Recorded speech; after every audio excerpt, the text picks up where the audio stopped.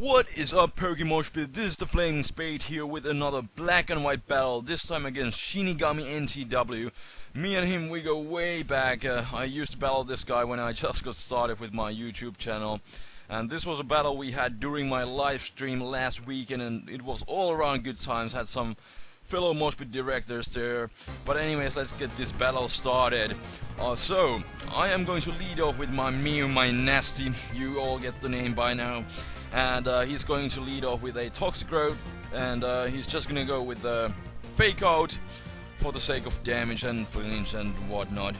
And I just go with the Transform, figuring that I should be able to pretty much wall his entire set if I just transform into him and force him to switch out. And he goes with the Poison Jab, doesn't do much because I'm him and I resist his entire movesets I can see, and he goes into his Gliscor now because he knows that he can wall his own Toxicroak completely. And this is the funny part, I get the poisoned hand hacks, which I didn't even know. Apparently the Toxicroak gets it from Dreamworld, but I get the poison hacks on the Gliscor, which has the poison heal, and he also has the leftovers. So I was like, damn, really? So that was really bad. And he goes with the Stealth Rocks, and yes, that is illegal on Gliscor with Poison Heal because Gen 4 technical machine, but I'll forgive him. Wasn't that big of a deal, it isn't the end of the world.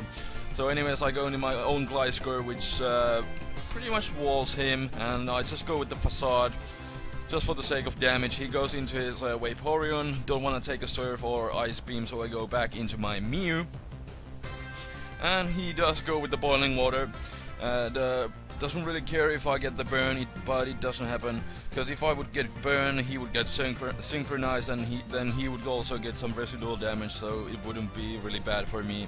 And he's gonna withdraw now, and he's gonna go into his Latios, and I'm gonna take this opportunity to set up my Stealth Rocks finally, which are going to help me, because he does have a Shandera on his team.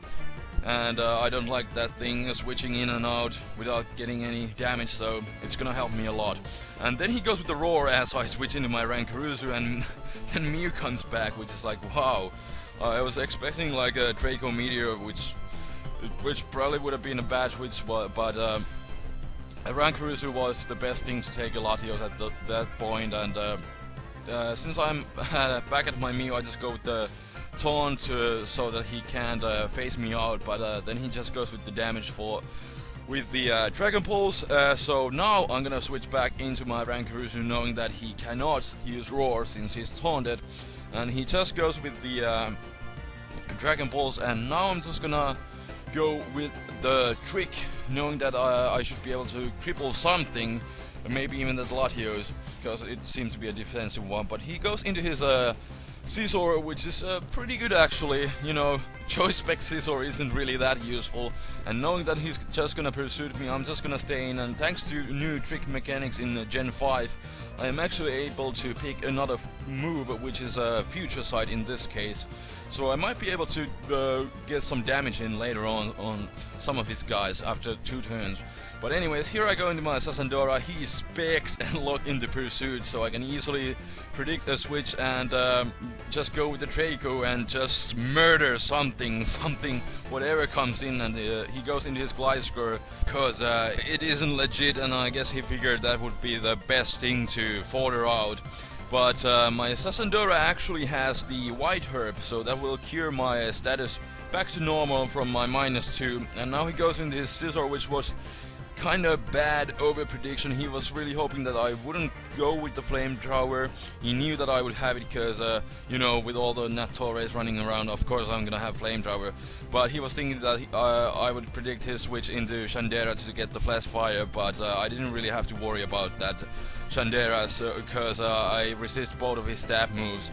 Even with +1 from Flash Fire, it wouldn't really be the problem.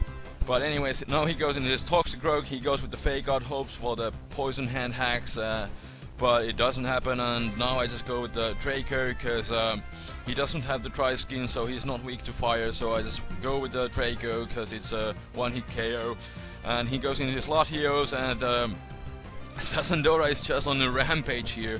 So I figured, hey, Sassandora has pretty much done its job, so I can just go with the Draco one more time, do some damage, and then just revenge kill this Latios with something. But that was actually kinda misplay. I really should have saved my Sasandora for later. But I thought that I could just deal with his Shandera with my Gliscor, but we'll have to see how it goes. So anyways, here I go into my Cloyster, and he was really surprised that I outspeeded him. But yeah, I am actually scarfed, not the shell break set. And here he goes into that Shandera, and he is scarfed. That's what I'm thinking, so I am going to switch out.